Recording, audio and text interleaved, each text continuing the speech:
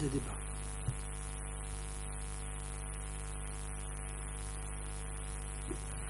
Je donne la parole à l'accusation.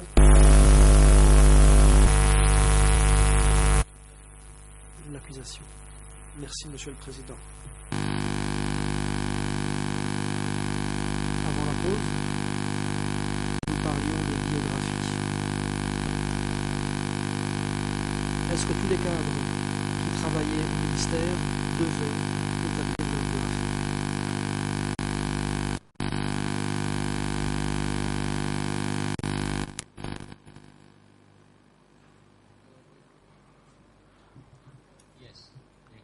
Réponse.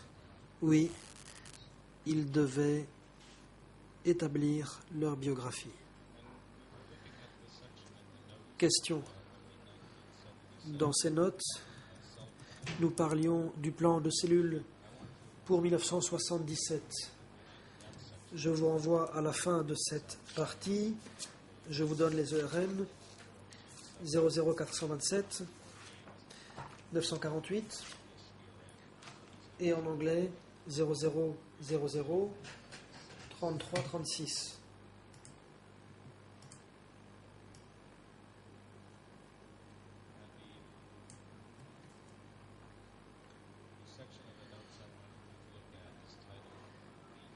C'est la partie intitulée « La ligne de la direction pour la réalisation du plan de 77 ».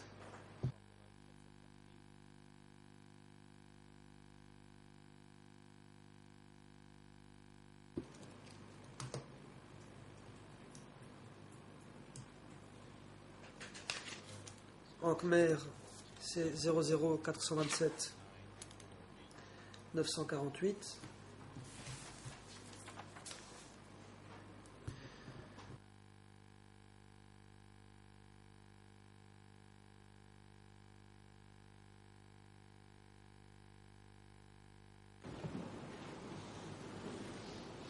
And in the section, Dans la partie intitulée « Ligne de la direction pour l'achèvement du plan de 1977 », on trouve ce qui suit.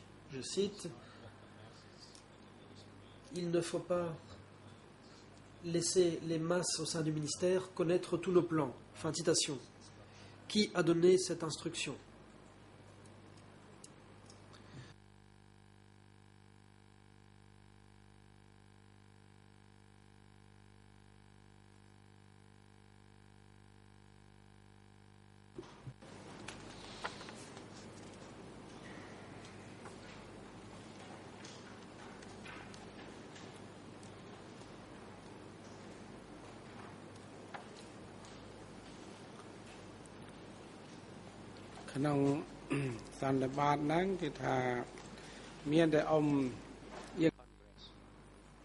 Réponse. À ce congrès, c'est Ieng Sary qui a pris la parole. C'est lui qui nous a dit quelles étaient les questions considérées comme étant des questions internes. Et à ce sujet, seul le personnel interne devait être au courant. Question. De manière générale, quelles étaient les questions considérant comme étant internes et comme devant rester secrètes à l'intérieur des autres cadres du ministère? Réponse. Je ne m'en souviens pas parce que cela s'est passé il y a longtemps. Question. À la fin de ce cahier, il y a une partie qui commence à la page suivante en Khmer, 00427 848 jusqu'à 854. La version anglaise est aux pages suivantes, 0000 32 65 jusqu'à 32 70. Cette partie était intitulée, je cite, 14 juillet 1976, objectif pour la direction du travail du ministère des Affaires étrangères de juillet 1976 à juillet 1977.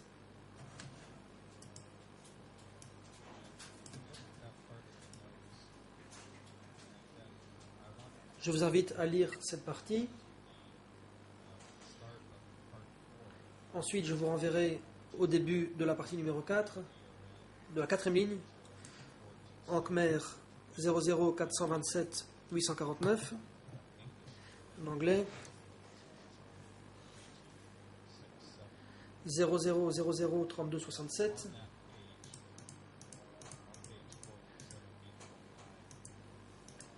À cette page, il y a une partie intitulée « Tous les domaines de travail » et on trouve ici une liste des 7 sections du ministère.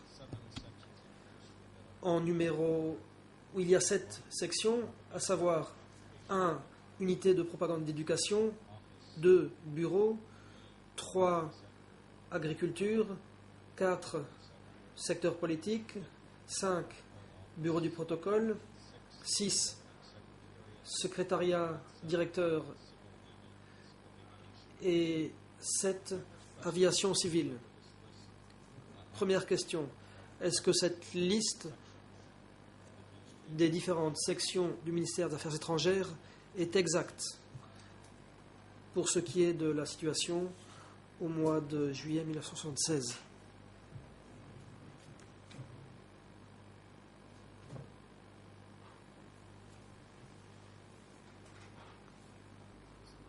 Réponse. Effectivement, le titre c'est « Tous les secteurs de travail » et effectivement, on retrouve ici une liste exacte des sections. Question. En deuxième position est mentionné le bureau. Est-ce que c'était la section du ministère dont vous étiez responsable?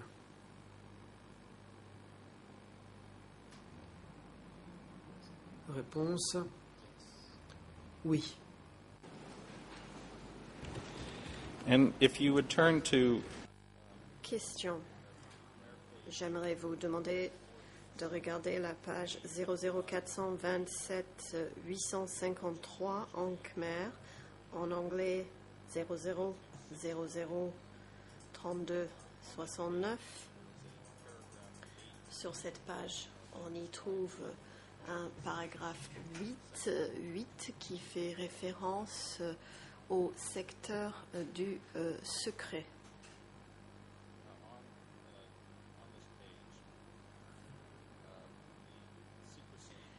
Il y est précisé, et je cite, que ce secteur est sous la direction du bureau.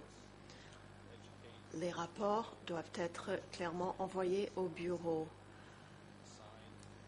Éduquer sur les points de vue politiques et spirituels de manière constante,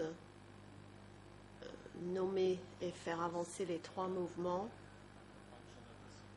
éliminer la liberté, prévoir une augmentation de la production. Fin de citation. Qu'est-ce que représentait ce secteur du secret et qui en était responsable?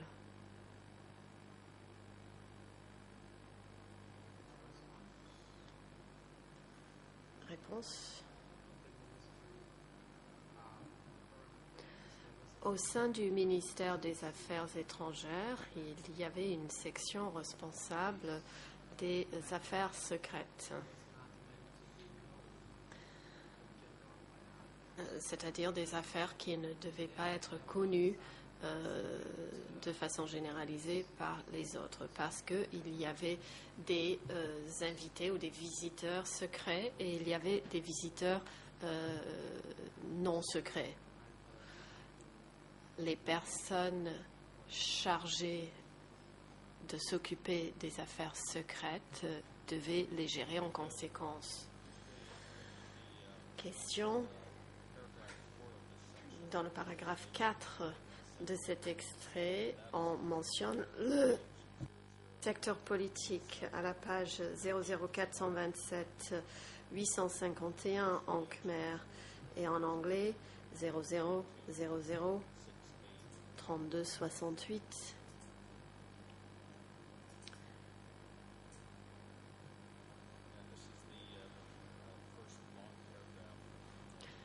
Dans le premier long paragraphe sous le titre secteur politique, j'aimerais vous référer à une mention concernant ce secteur politique. Je cite: saisir la situation du mouvement révolutionnaire à l'intérieur et à l'extérieur du pays afin d'avoir confiance en la mise en œuvre de la ligne politique collective de l'ANCAR. J'aimerais savoir qui a communiqué au cadre politique cette ligne politique collective de l'ANCAR.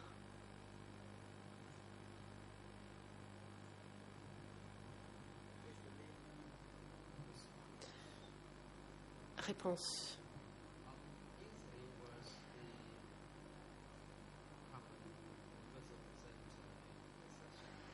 C'était Tom Yengsari qui faisait les présentations. Chaque secteur reprenait les sujets présentés pendant ces séances pour les relayer dans leurs entités spécifiques. Par exemple, ceux qui travaillaient dans la section éducation s'inspiraient des cours ou des explications données par M. Yengsari pour les relayer. Il en allait de même pour la section protocole et la section du secret. Question: qui était le chef de la section politique du ministère?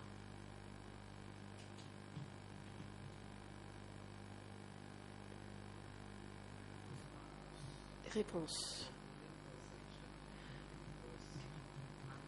Pour la section politique, c'était Om Yengsari qui en avait la responsabilité. Bang Sorong était son second.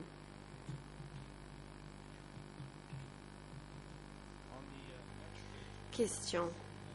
À la page suivante de ces notes en khmer 00427 852, en anglais 0000 3269, nous retrouvons une description du secrétariat. J'aimerais vous poser des questions à ce sujet.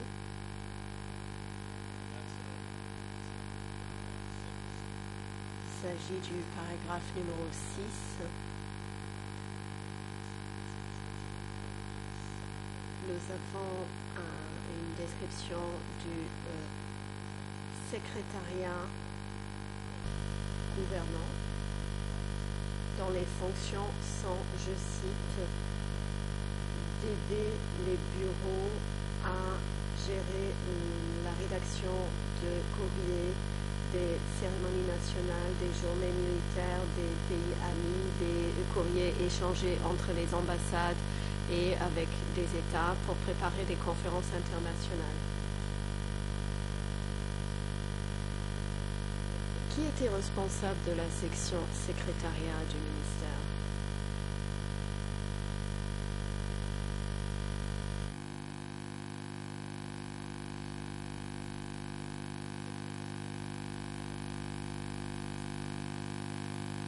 Réponse.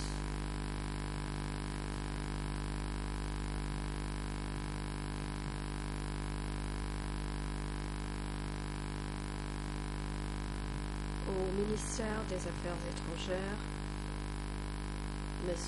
Chun Prasit était responsable de cet aspect. L'accusation. Je vous remercie. Je n'ai plus de questions concernant ce document. J'ai un nouveau document que j'aimerais remettre aux témoins. C'est le document E3/857. Je dispose d'un exemplaire papier pour le témoin et je vais poser des questions préliminaires pour savoir si le témoin avait connaissance de ce sujet en particulier. Le président, vous y êtes autorisé. Huissier d'audience, veuillez transmettre l'exemplaire papier que tient le coprocureur et le remettre au témoin.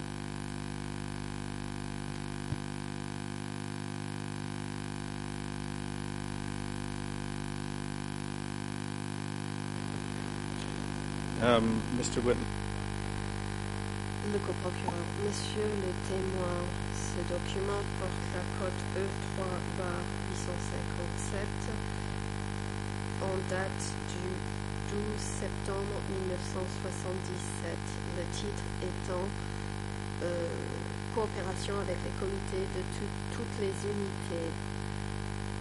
Il serait question d'un rapport d'une conférence du ministère. J'aimerais vous demander de regarder ce document et de me dire si vous avez connaissance de la conférence du ministère dont il est question dans ce document.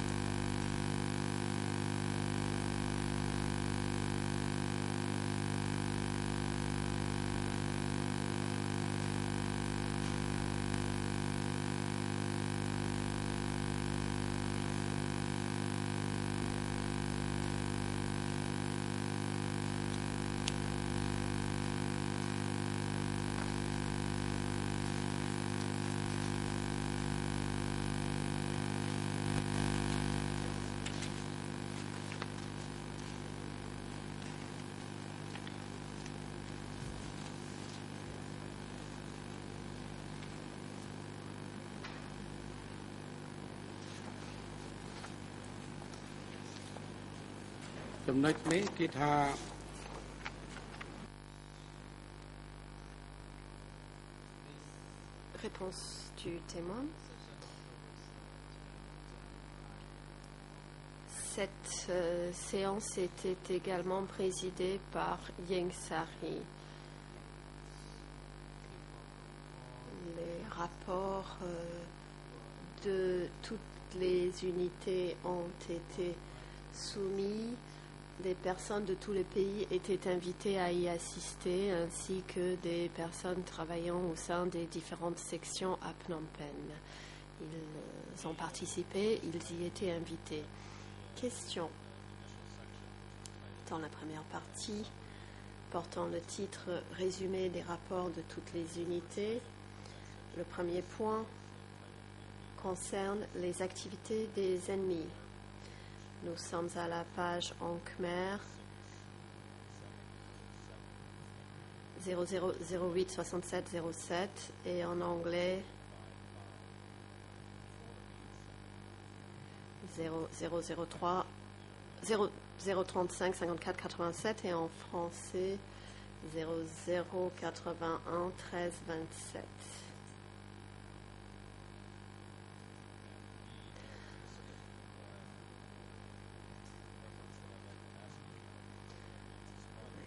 J'aimerais citer cette partie précise. Je cite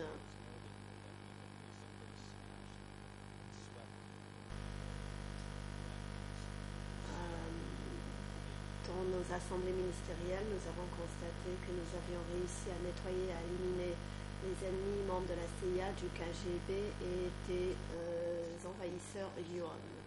Fin de citation. Qui, à cette assemblée ministérielle, a constaté que les différents ennemis avaient été nettoyés et éliminés?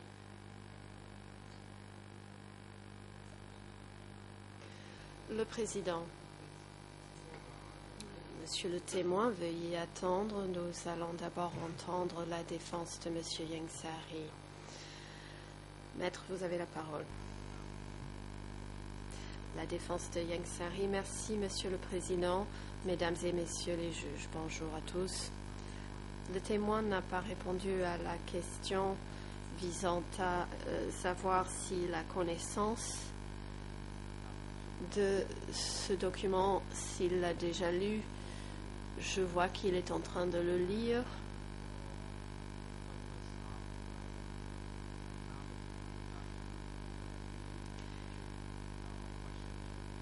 Et il faut d'abord lui demander s'il n'a jamais vu ce document pour respecter les règles. L'accusation. Monsieur le Président, j'ai bien entendu le témoin identifier la réunion ou l'assemblée concernée et dire que ce document a été remis à tous les cadres. Je pense donc qu'il nous a déjà répondu concernant les questions soulevées par mon confrère. Le Président. Merci. L'objection de la défense de M. Ieng Sary n'est pas retenue.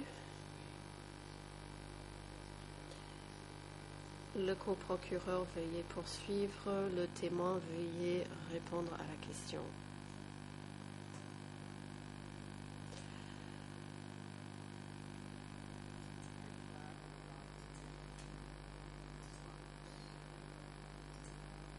Le témoin, comme je l'ai indiqué,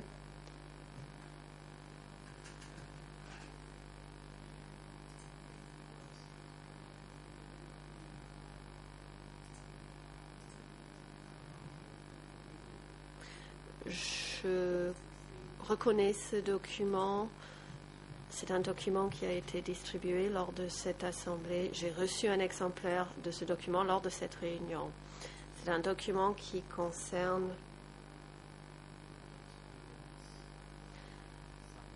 les rapports remis par chaque unité résumant leur travail.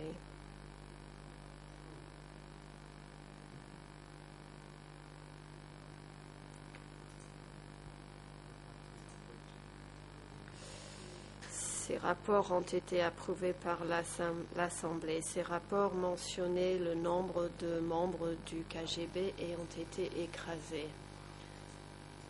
Le Président, je vous remercie, Monsieur le témoin. La dernière question. Il semblerait que le témoin ait oublié la dernière question qu'on lui a posée. Monsieur le coprocureur, veuillez renouveler votre question pour nous permettre d'entendre la réponse du témoin. Le coprocureur international. Merci, Monsieur le Président. La question que je vous ai posée concerne la première phrase de ce rapport qui précise que dans nos assemblées ministérielles, nous avons constaté que nous avions réussi à nettoyer et à éliminer fondamentalement les ennemis membres de la CIA, du KGB et des envahisseurs yuan. Ce constat était-il exprimé par une personne en particulier au ministère? Et si tel est le cas, qui était cette personne?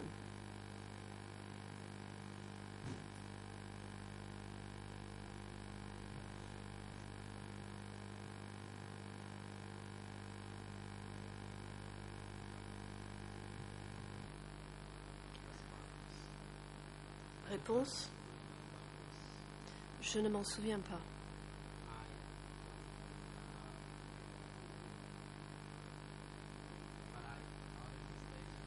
Je ne me souviens pas qui.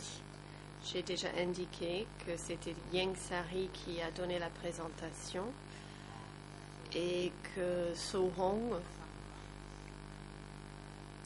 a également résumé les rapports remis par chaque sous-unité ou section.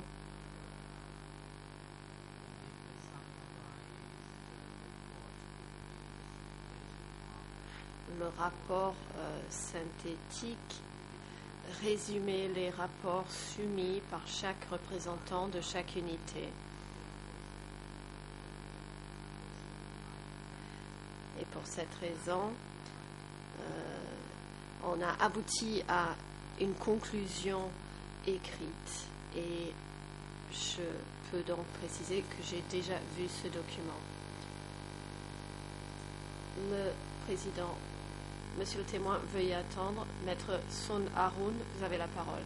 Maître Son Haroun, bonjour monsieur le président, mesdames et messieurs les juges, je regrette d'intervenir et d'interrompre cet échange de questions et de réponses entre le coprocureur et le témoin.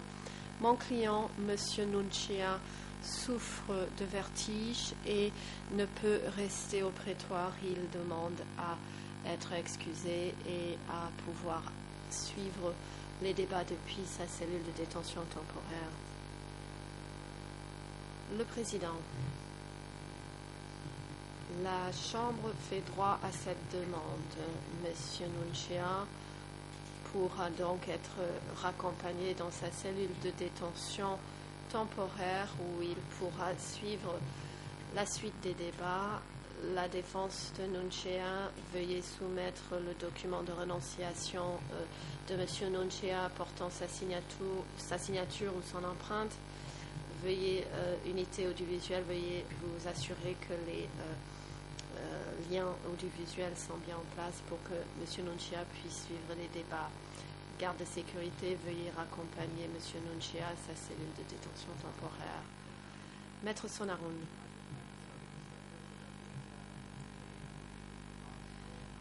Je regrette, Monsieur le Président.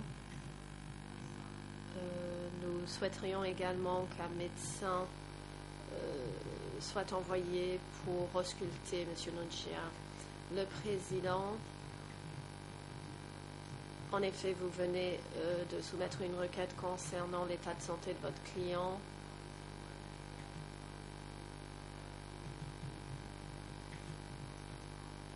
Le médecin est déjà au courant, il est de service et sa responsabilité est d'ausculter les accusés. Donc,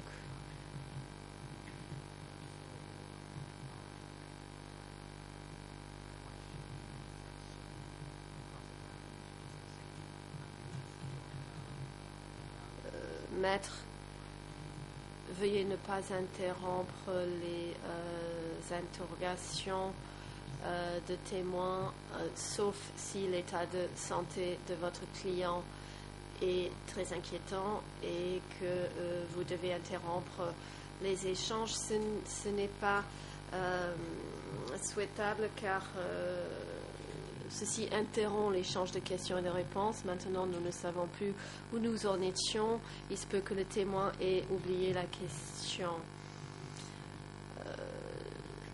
Donc, monsieur le coprocureur, veuillez répéter la question, car nous ne savons plus ce que vous avez demandé au témoin. Le coprocureur. Merci, monsieur le président. Je m'apprêtais à poser une nouvelle question. Dans ce même paragraphe, dans ce rapport que je viens de citer, à la page en Khmer 00086707, à la fin du premier paragraphe, il est précisé, et je cite, nous sommes mis d'accord sur le fait que l'ennemi n'est pas entièrement purgé de notre ministère ni des unités de notre organisation. Nous devons donc continuer à nettoyer notre ministère afin qu'il soit propre comme toutes nos unités. Fin de citation. Qui a donné l'ordre de continuer à nettoyer notre ministère?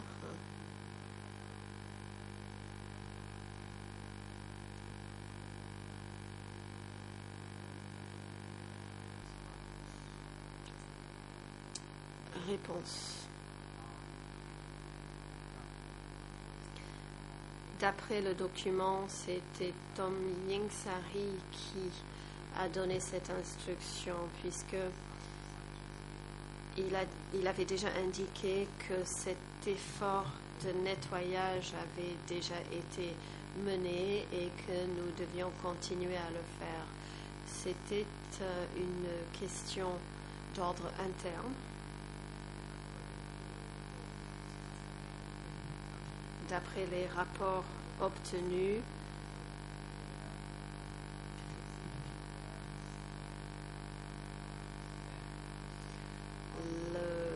la position, le point de vue de certaines personnes n'était pas encore clairement connu.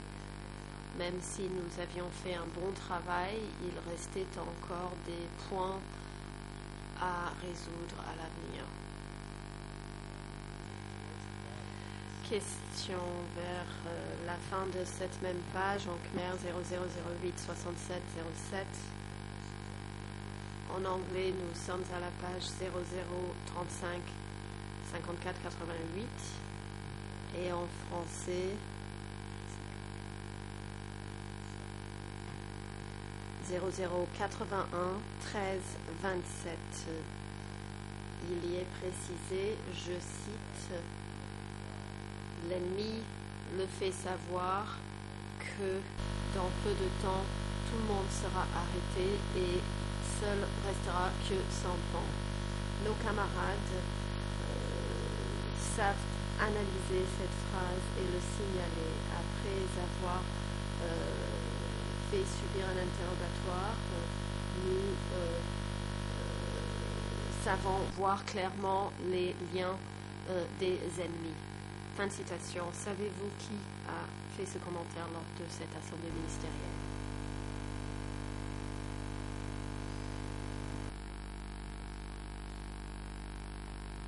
Réponse. C'est un sujet qui est trop détaillé, je ne m'en souviens pas.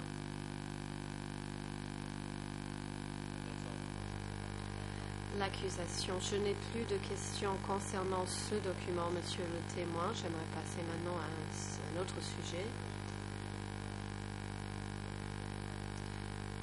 Pendant le régime du Kampuchea démocratique, y avait-il une période où des personnes étaient arrêtées et ont disparu du ministère?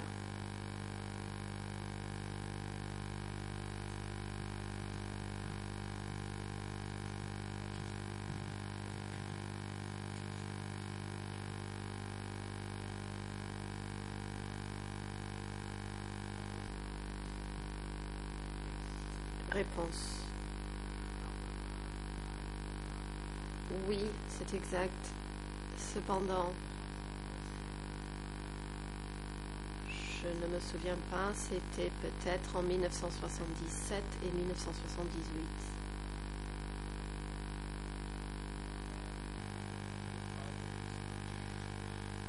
Question, est-ce que les cadres du ministère ont été envoyés dans des camps de travail pour y être éduqués?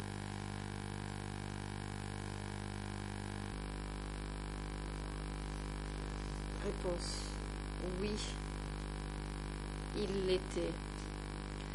Des gens étaient envoyés vers des sites de production et des sites de travail pour y être éduqués. Question. Quels étaient les sites de production et les sites de travail auxquels le personnel du ministère était envoyé à des fins d'éducation?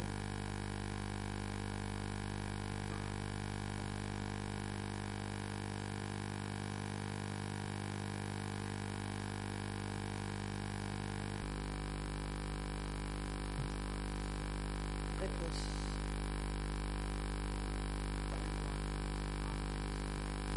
Pour ce qu'il y a du bureau B1, les gens étaient envoyés à la section de production de Takmao, qui était sous le contrôle du ministère.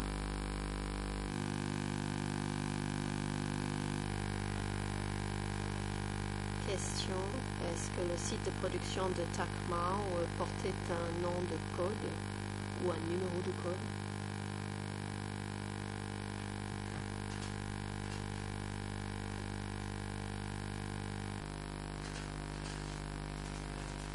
Réponse.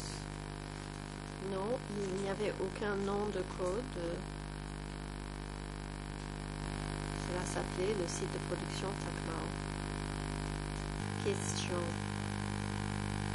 Est-ce que des membres du personnel du ministère ont également été envoyés au chantier de l'aéroport de Kampong Chhnang?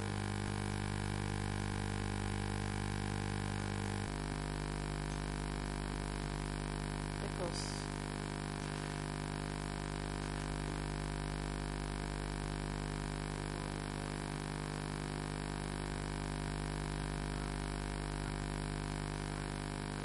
Les personnes qui ont été envoyées au site de production de Takmao n'ont pas été envoyées au chantier de l'aéroport de Kampong Chhnang. Je ne sais pas si des gens y ont été envoyés, mais en tout cas, personne de ma section n'y a été envoyé. Question. Quel genre de comportement entraîné le renvoi de membres du personnel du ministère à des fins d'éducation?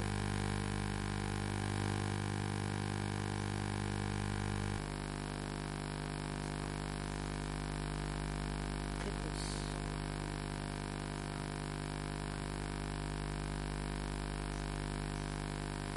Des personnes ayant commis des fautes mineures, par exemple ne pas travailler de manière active ou ne pas effectuer les tâches qu'on leur confiait.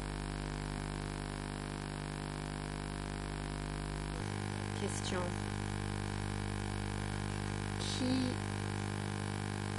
décidait du renvoi des membres du personnel du ministère afin qu'ils soient éduqués?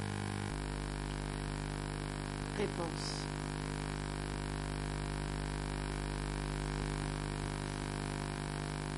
Au sein du ministère, dans la section des cuisines, nous travaillons avec le personnel des cuisines.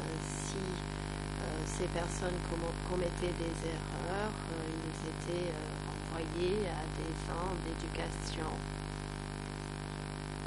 Pour ce qu'il y a de la section de l'accueil des invités, si les responsables de cette section observaient leurs subalternes commettre des fautes, alors ils décidaient de leur renvoi. Quelle que soit la décision prise, cela devait être approuvé au final par Om Yengsari.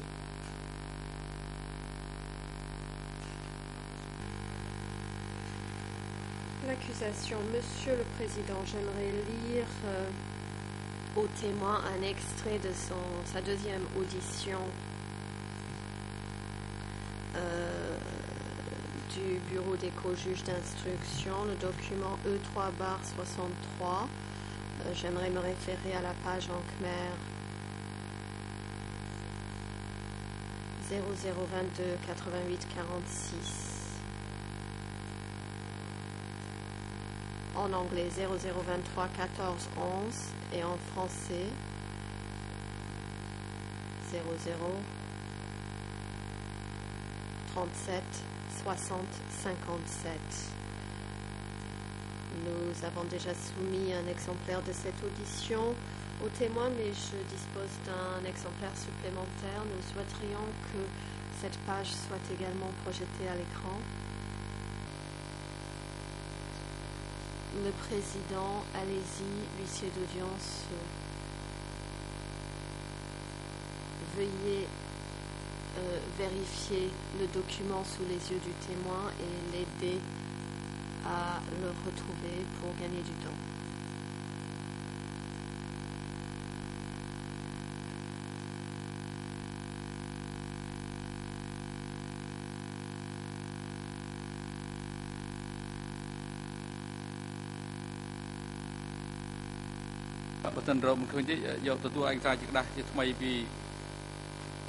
Le président. Si vous ne pouvez pas voir le document à l'écran, je voudrais qu'on remette un exemplaire papier du document au témoin.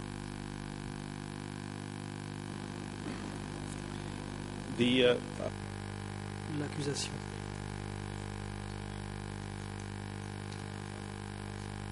Je voudrais vous interroger sur la page Khmer 228-846. Je lis: le bureau 870 envoyait des informations à l'oncle Yengsari qui décidait de qui devait être envoyé se faire rééduquer. Fin de citation. Quel type d'informations était envoyé par le bureau 870 à Yengsari concernant les cadres devant être rééduqués ou arrêtés?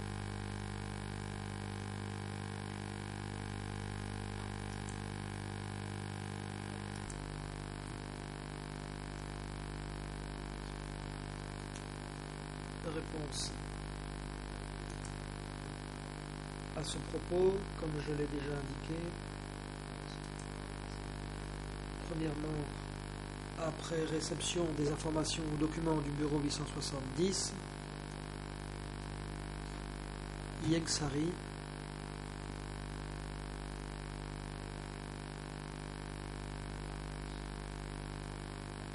donnait certaines indications, mais il s'agissait d'une décision du bureau 870.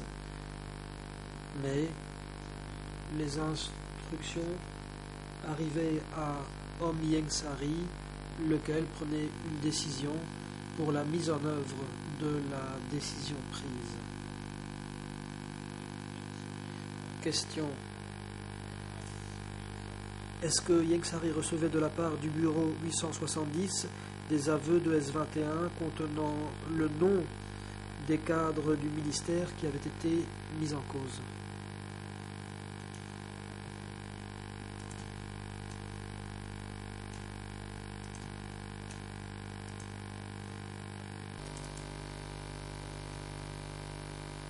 Le président. Témoin, veuillez attendre. L'avocat international de Khieu Samphan a une objection, je vous en prie. Merci, Monsieur le Président. En fait, c'est toujours la même objection. Je remarque que, encore et toujours, le témoin tient à la main, semble-t-il, sa déposition antérieure, et je ne suis pas sûr que ce soit favorable à une réelle spontanéité dans les réponses qu'il donne à cette barre. Et comme vous l'avez proposé tout à l'heure, je propose qu'il repose devant lui, sans les lire pour répondre, ses dépositions antérieures.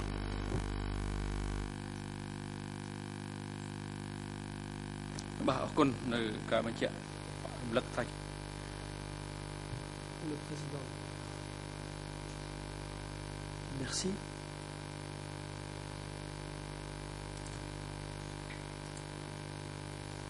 Témoin, je vous rappelle que vous déposez devant la Chambre. Vous n'avez pas à vous référer spécifiquement aux documents.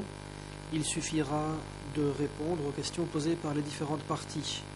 Il pourrait y avoir des différences entre ce que vous dites dans le prétoire et ce que vous avez déjà dit dans le cadre de vos auditions. À l'exception des cas où l'on vous renvoie à un passage précis du document, auquel cas vous pouvez vous y reporter, veuillez procéder comme je l'ai dit. En outre, veuillez attendre attentivement les questions qui vous sont posées par les parties. Vous n'avez pas à lire les réponses données dans le document. Je demande au coprocureur de répéter ces dernières questions. L'accusation. Merci, Monsieur le Président. Ma question est la suivante. Est-ce que Yengsari recevait du bureau 870 des aveux de S21 contenant le nom des cadres du ministère qui avaient été mis en cause?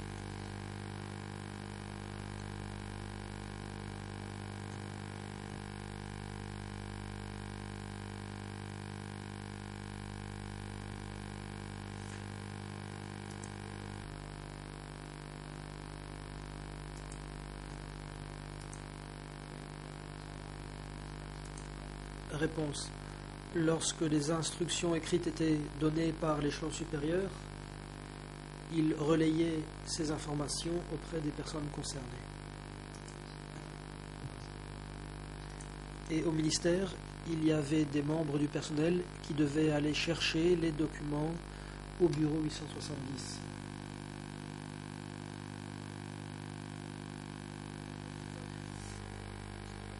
L'accusation. Monsieur le Président, j'aimerais donner lecture d'un passage du même PV d'audition du témoin, E3/63. Je pense que c'est à la même page. Ankmer 00228 846. En français 0037 60 57 et en anglais 00231 411. Nous voudrions aussi afficher cela à l'écran.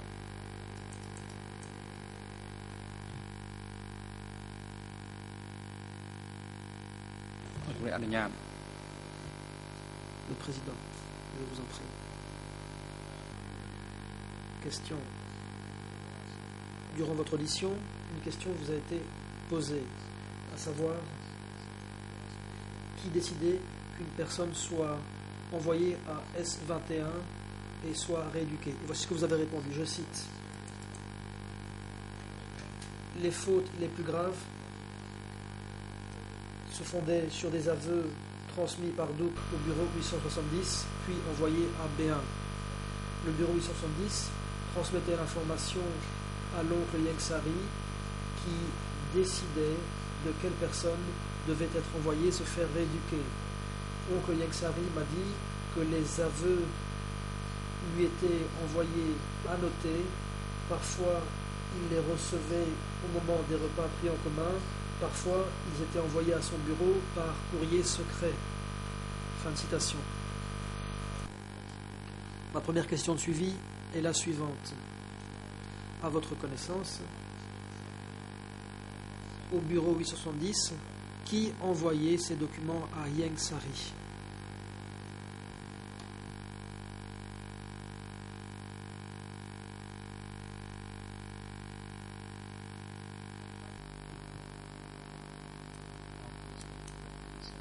Réponse. Au bureau 870, c'était peut-être le plus haut placé ou bien le numéro 2. Question. Est-ce que Yengsari vous a dit quel type d'annotation était apposée sur les aveux qu'il recevait?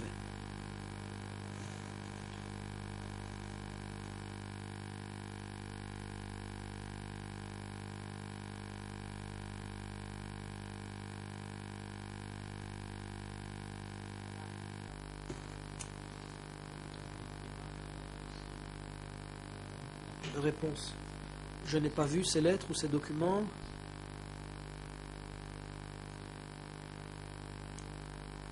Mais on y trouvait certaines déclarations.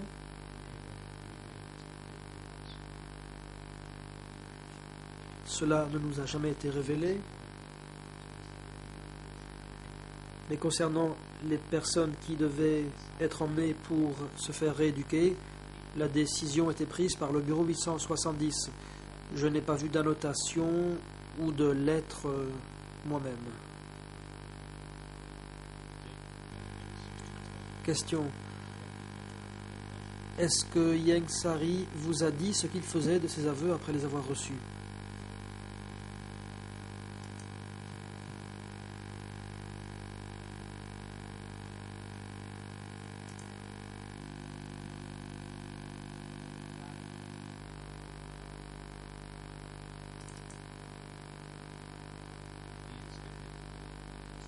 Réponse. Il m'a dit que certains aveux faisaient état de membres du KGB ou de la CIA ou d'autres forces agressives qui avaient été mises en cause.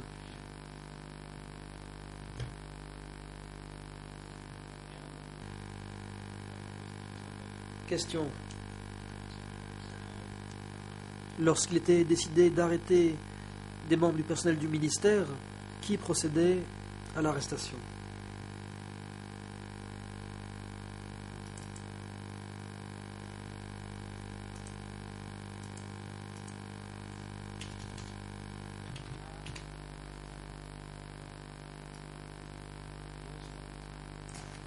Réponse.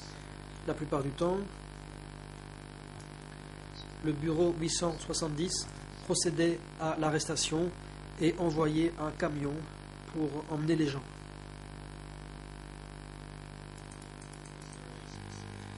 Question.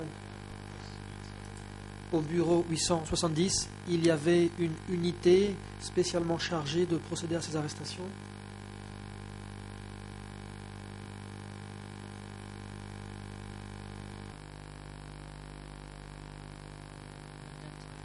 Réponse.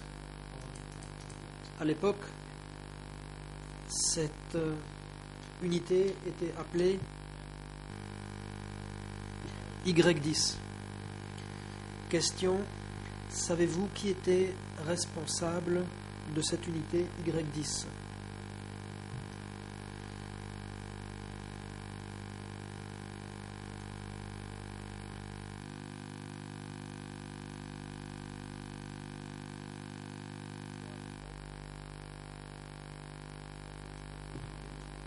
Réponse.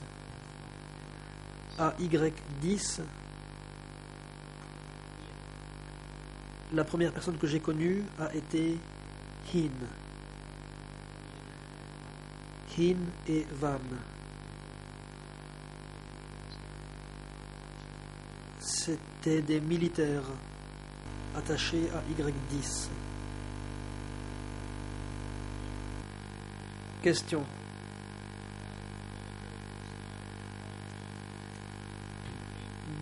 De quelle manière le personnel militaire de Y10 venait au ministère pour procéder à une arrestation? Comment savait-il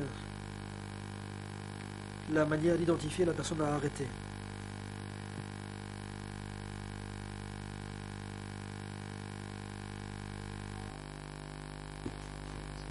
Réponse.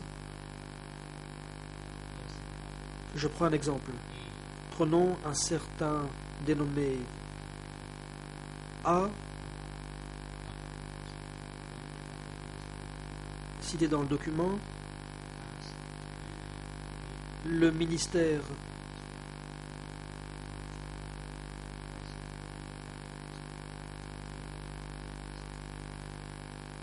disait que la personne en question devait rester au sein du ministère jusqu'au moment de son arrestation. L'accusation.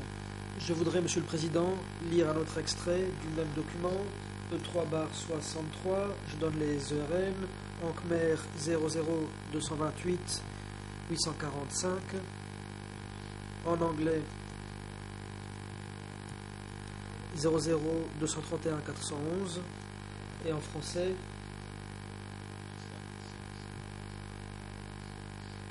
0037 60 56. Et j'aimerais aussi, si vous m'y autorisez, faire afficher ce page à l'écran. Le Président, je vous en prie.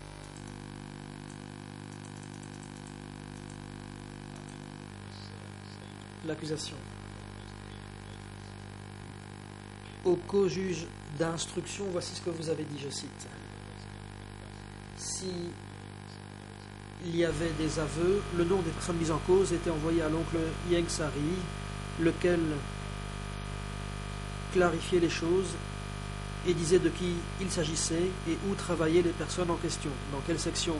Ensuite, ces personnes étaient arrêtées par du personnel militaire venant de Y10, du bureau 870. L'arrestation se passait soit en journée, soit pendant la nuit, et la personne arrêtée était transportée en voiture. Fin de citation. Voici ma question. Comment avez-vous appris que Ieng Sari indique à l'intention du bureau 870 quels étaient les gens mis en cause? Comment avez-vous appris que Ieng Sari identifiait les personnes en question et les sections dans lesquelles elles se trouvaient.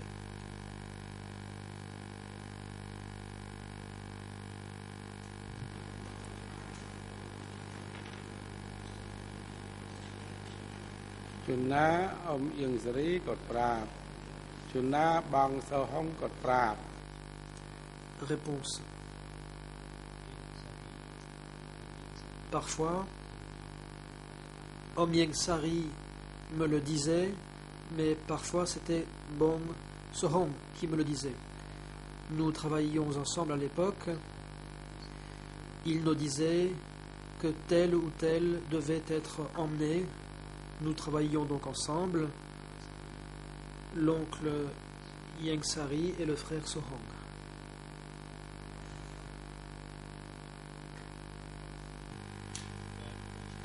L'accusation.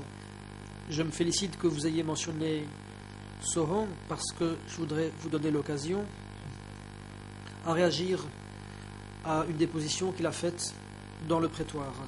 Sohong, dans sa déposition, a dit que parfois les cadres qui devaient être arrêtés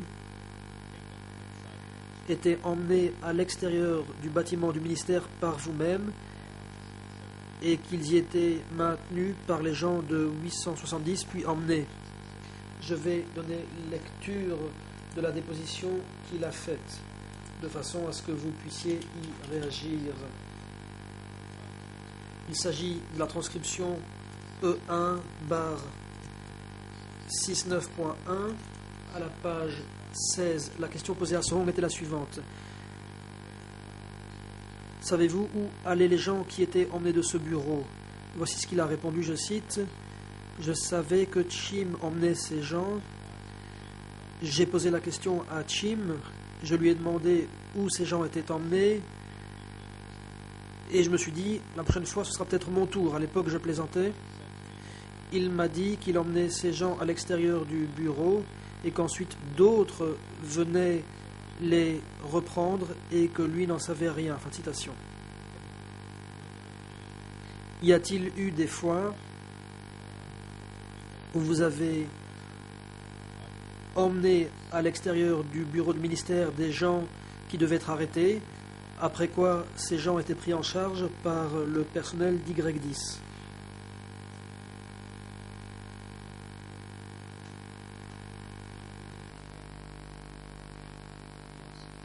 Réponse. Effectivement, il y a eu des cas où cela s'est produit, comme l'a dit Bong Sohong, et comme je l'ai dit moi-même. Parfois, j'emmenais ces gens à l'extérieur du ministère et nous rencontrions les gens désignés par le bureau 870. Ensuite, ces gens emmenaient les personnes en question et je ne sais pas où elles étaient emmenées. Je l'ai déjà dit. J'ai dit que quand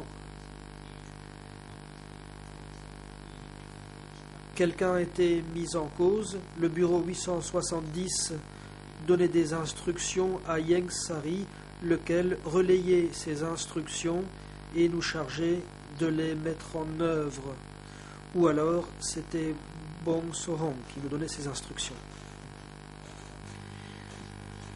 L'accusation, c'était la question suivante que j'allais vous poser, à savoir, quand vous emmeniez à l'extérieur du ministère des gens arrêtés, qui vous donnait instruction de le faire?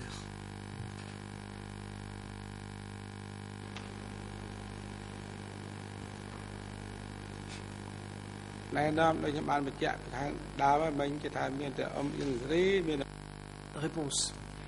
Comme je l'ai dit, Om Yeng Sari et Bong Sohong étaient mes supérieurs directs. Seuls ces deux supérieurs donnaient des instructions. Question. Quand des cadres du ministère étaient emmenés par du personnel du bureau 870, avez-vous jamais revu ces gens?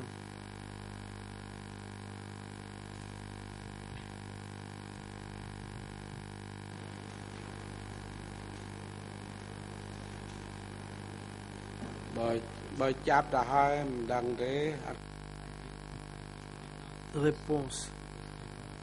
Je ne les ai pas revus. Ils ont été arrêtés. Je ne sais pas ce qu'il leur est advenu.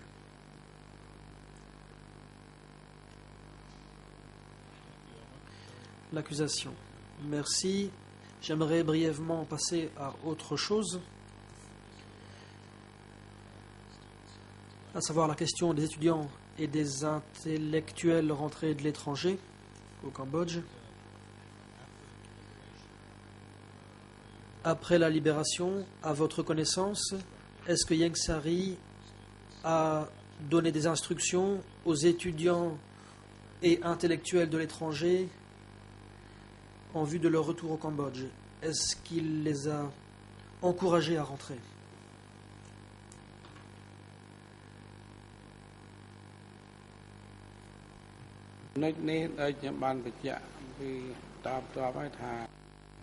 Réponse.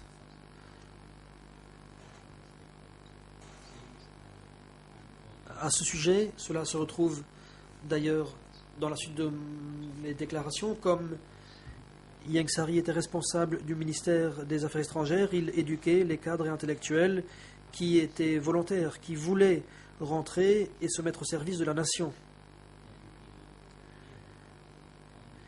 Il leur lançait un appel et il était heureux d'accueillir ces intellectuels.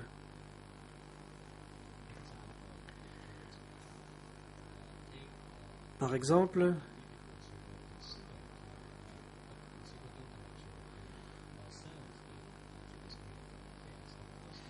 il accueillait au ministère ceux qui étaient considérés comme des intellectuels. On ne pouvait pas recruter des paysans qui ne savaient pas lire ni écrire. En outre, au ministère, le travail portait sur les affaires étrangères et sur la diplomatie. Nous avions donc besoin d'intellectuels pour s'occuper de ces questions importantes.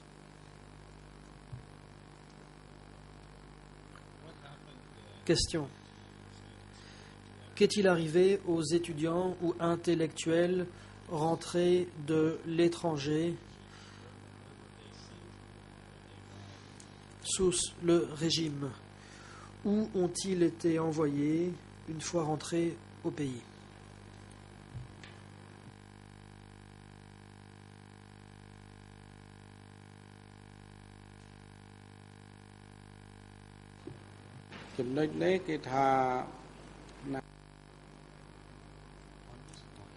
Réponse. À ce sujet, après la libération intervenue le 17 avril 1975,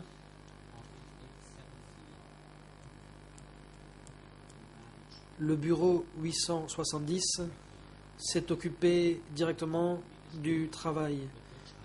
Concernant le ministère dans lequel je travaillais, nous invitions seulement les intellectuels qui étaient intéressés à travailler au ministère. Pour ce qui est des intellectuels en général, cela relevait du bureau 870. Question. Savez-vous à quel endroit, placé sous la direction du bureau 870, étaient envoyés les étudiants et intellectuels rentrés de l'étranger?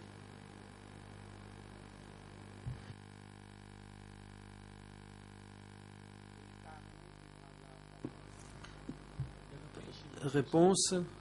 Cet endroit se trouvait à Bung Trabek et cela était rattaché au bureau 870. Il y avait un autre endroit, Pontalei. Je ne sais pas où il se trouvait, mais j'ai entendu parler de ces deux endroits.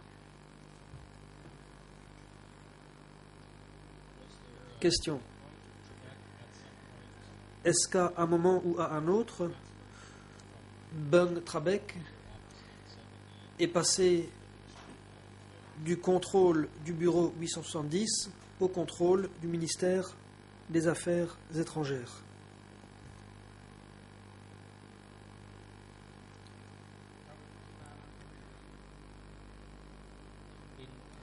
Réponse.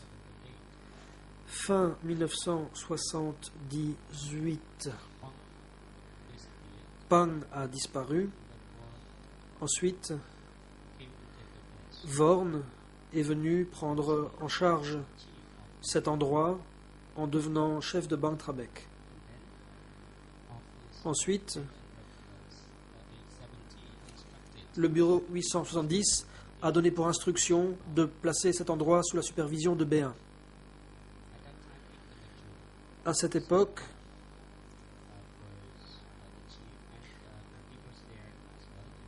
l'intellectuel Seng On en était le chef. Par la suite, frère Hor Nam Hong y a été aussi. Question. Avant le moment où Bang Trabeng est passé sous le contrôle du ministère, savez-vous si Ieng Sari, en tant que membre du comité permanent, était responsable des étudiants et intellectuels à Bang Trabek? Est-ce qu'il jouait un rôle quelconque à leur égard?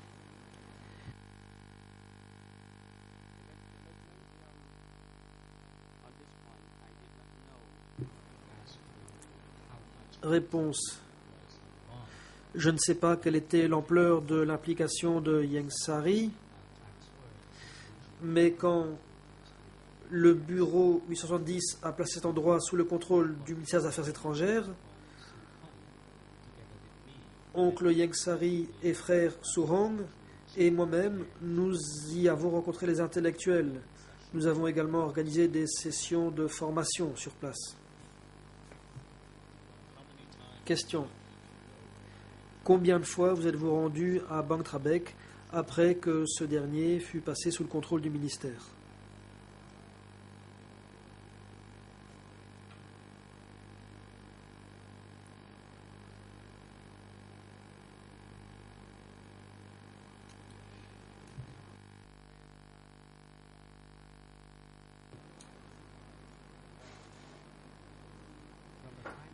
Réponse. À compter du moment où ce centre est passé sous le contrôle du ministère des Affaires étrangères, j'y suis allé assez souvent, mais je m'occupais uniquement des questions de ravitaillement. J'y allais souvent, parfois toutes les semaines ou tous les 10 jours.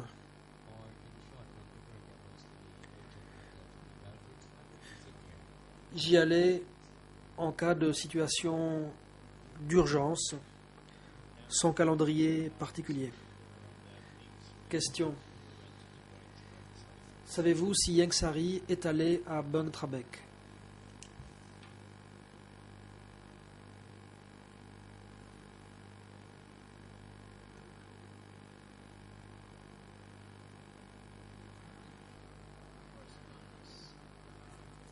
Réponse. Nous y sommes allés ensemble, ainsi qu'avec Hong. C'était fin 1978. Nous y sommes allés seulement 3 fois. How many Question. Combien de personnes se trouvaient au site de Bang Trabek lorsque vous y êtes allé?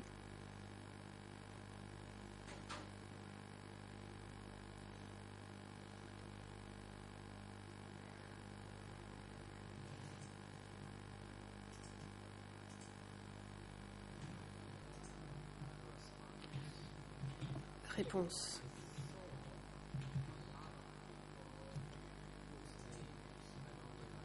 J'y ai vu de nombreuses personnes dont je ne me rappelle pas les noms.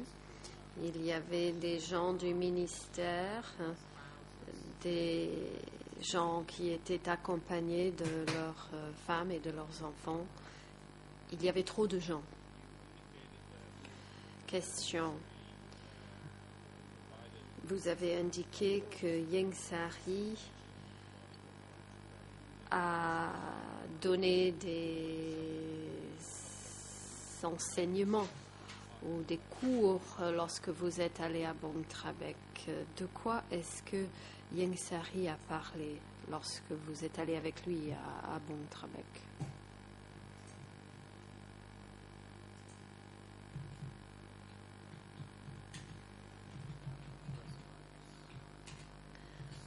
Réponse.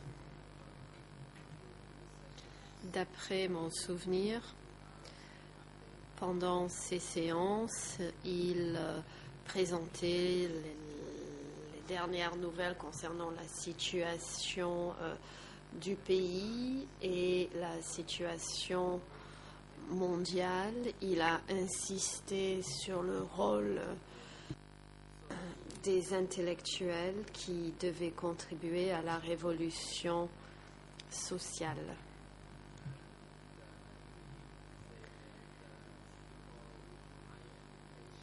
Il a dit que les gens ayant un niveau d'études supérieur devaient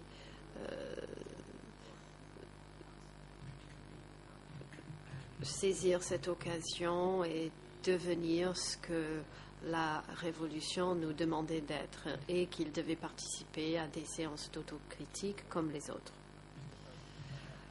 Le coprocureur, Monsieur le Président, j'aurai encore une dizaine de minutes de questions à poser. Je me suis rapprochée des avocats du Parti civil lors de la pause qui m'ont signalé ne pas avoir besoin de l'ensemble de l'après-midi. Donc, je peux terminer mes questions pendant les 10 premières minutes cet après-midi ou alors je peux continuer mes questions maintenant.